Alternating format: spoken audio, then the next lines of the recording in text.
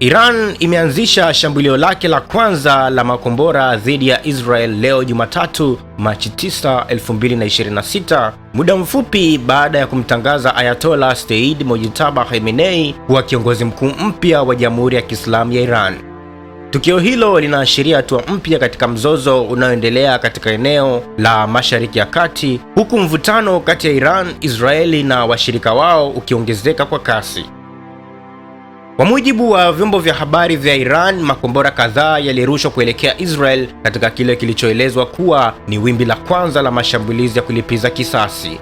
Shambulio hilo linakuja saa chache tu baada ya mamlaka ya Iran kutangaza rasmi uteuzi wa Mojtaba Khamenei, mtoto wa aliyekuwa kiongozi mkuu wa zamani wa Ayatollah Ali Khamenei, ambaye ameripotiwa kuuawa katika mashambulizi ya anga yaliyofanywa na Marekani na Israel wakati wa vita vinavyoendelea.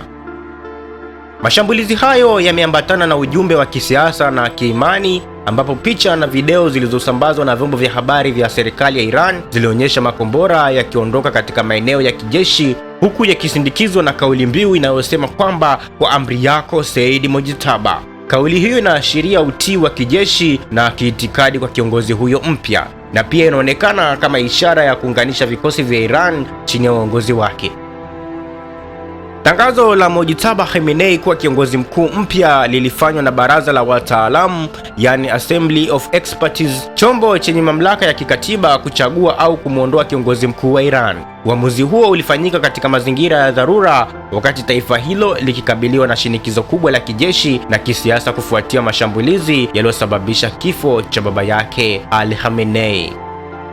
Katika miji kadhaa ya Iran, hasa katika mji mkuu wa Tehran, mamia ya wananchi walikusanyika katika maeneo ya umma kusikiliza tangazo la uongozi mpya kupitia televisheni na vipaza sauti vya serikali.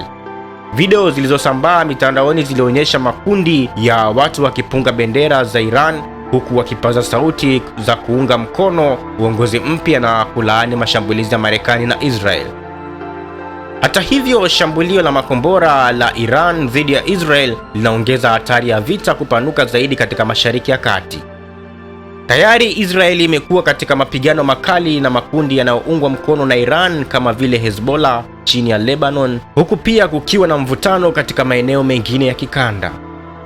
Wakati hali hiyo ikiendelea kuwa tete, taifa la Qatar limejitokeza kutoa wito wa haraka kwa kupunguza mvutano huo. Serikali ya Doha imesisitiza umuhimu wa pande zote zinazohusika kuweka silaha chini na kuanza mazungumzo ya kidiplomasia kabla hali haijawa mbaya zaidi na kusababisha vita kubwa katika eneo lote la Mashariki ya Kati.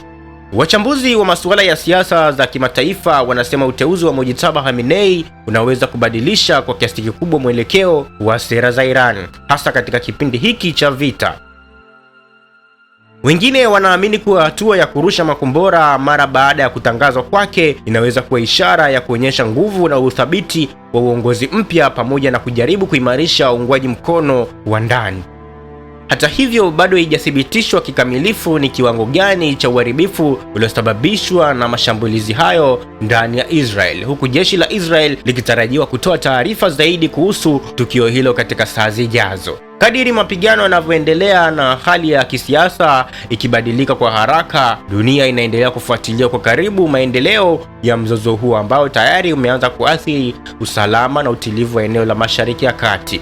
Wengi wanaonya kuwa bila juhudi za haraka za kidiplomasia, mgogoro huo unaweza kugeuka kuwa vita kubwa zaidi inayohusisha mataifa mengi katika kanda hiyo. Hii ni Fantas.